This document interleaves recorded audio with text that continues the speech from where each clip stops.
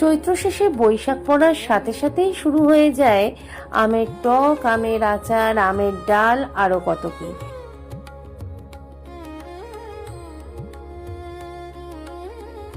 আর আজকে রিফ্রেশিং ড্রিঙ্কে রয়েছে কাঁচা আমের শরবত।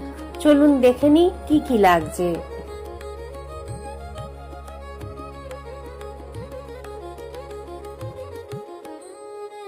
চারখানা কাঁচা আম এইভাবে টুকরো করে নিয়েছি। মিষ্টতার জন্য আমি গুড় পাউডার নিয়েছি, আপনারা চিনি অনায়াসে ব্যবহার করতে পারেন।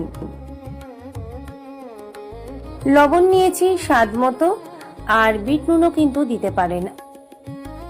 ফ্লেভারের জন্য ধনেপাতা কিছুটা দিয়েছি, তবে এটি অপশনাল, না দিলেও চলবে। মিক্সিতে ভালো করে ব্লেন্ড করে নিতে হবে। কাঁচা আমের শরবতের কাতটা কিন্তু রেডি হয়ে গেছে। এবার একটা কাঁচের জারে ভরে সপ্তাহখানেক 15 দিন অনায়াসে ফ্রিজার করতে পারেন।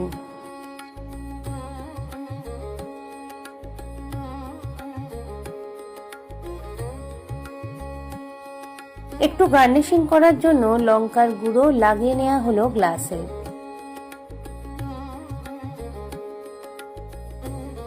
এবার শরবতটা বানিয়ে নিই। প্রথমে কাতটা দিলাম,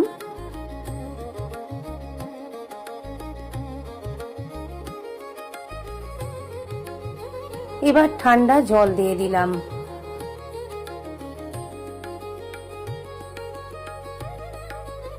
এত সুন্দর একটা শরবত, তাকে একটু তো সাজাতেই হয়।